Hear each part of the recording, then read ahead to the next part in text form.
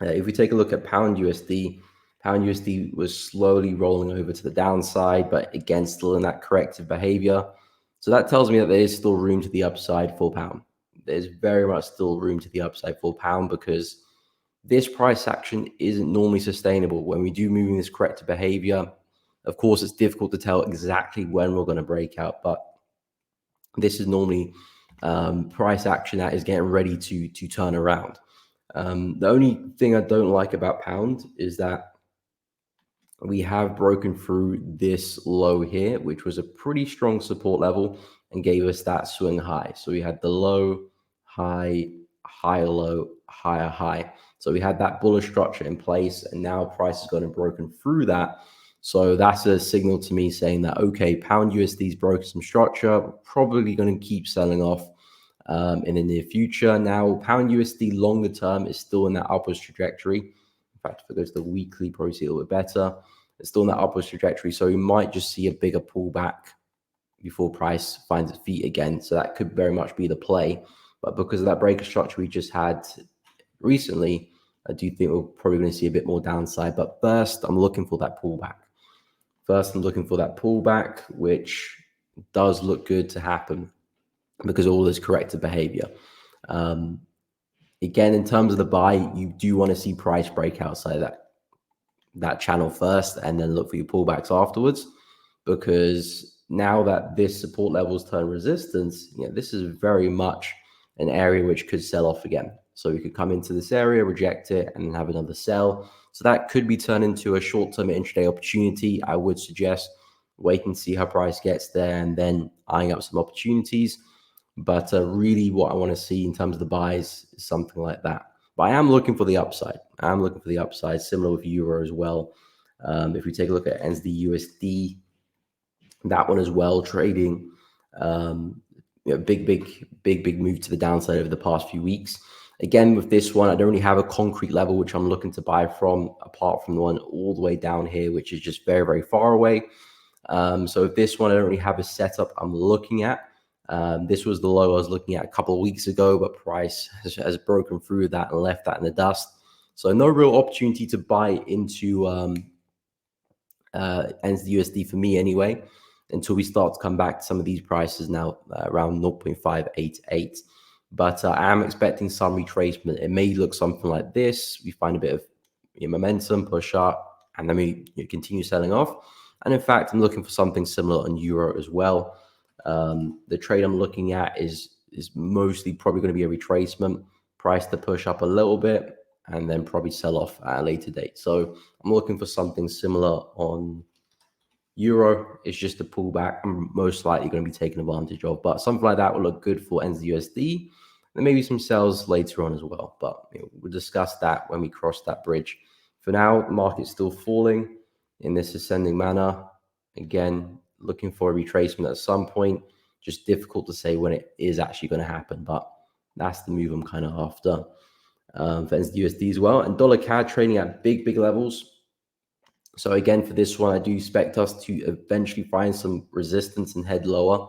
If I jump to the weekly chart, you can see where we're trading at. Massive resistance here. If I take this across, as you can see, one rejection, almost second one there, third one there, fourth one there as well, and it looks like we're coming for the fifth. Maybe we do get the breakout. Again, nothing's 100%, but what we can say with confidence is that this is definitely a level which the market is respecting. So there's a good chance price can come up into the same area and reject it again. Whether we get the full swing, back down to these lows, that's a different question.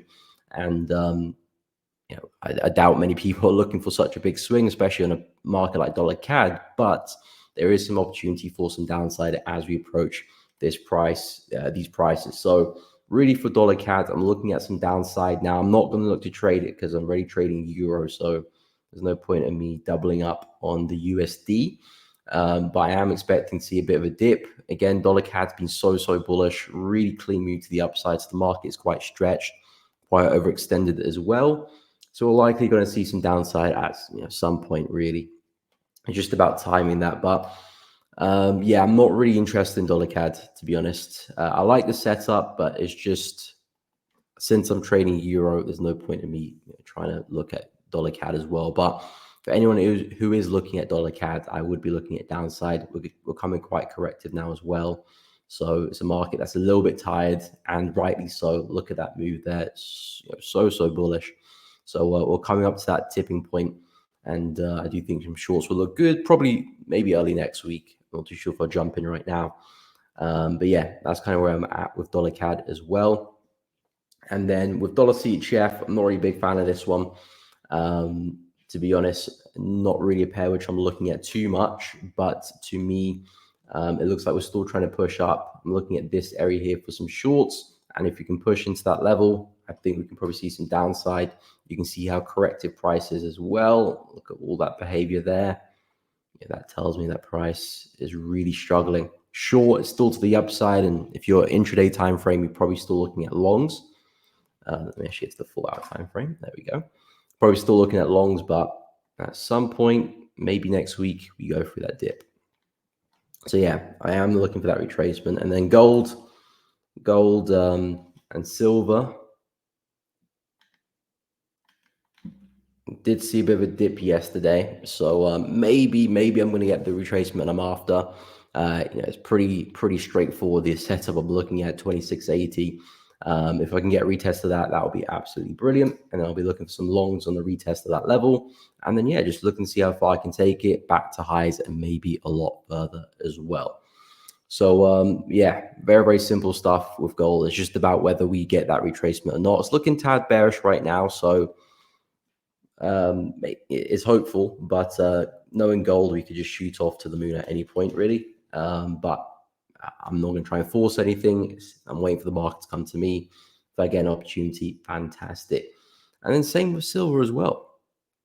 33 or 32.9, we'll call it. That's where I'm looking for a long, and hopefully we can take some buys from that area back into the high and hopefully a lot further as well.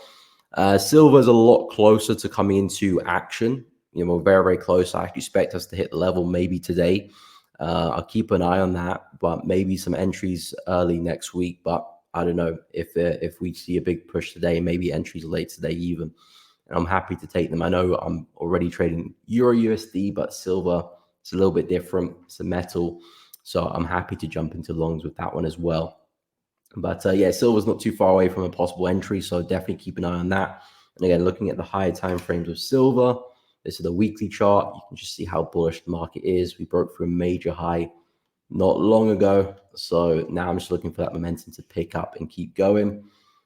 And there is a level over here which we might pull back into as well if we have a slightly deeper correction. But regardless, definitely looking at upside there for silver.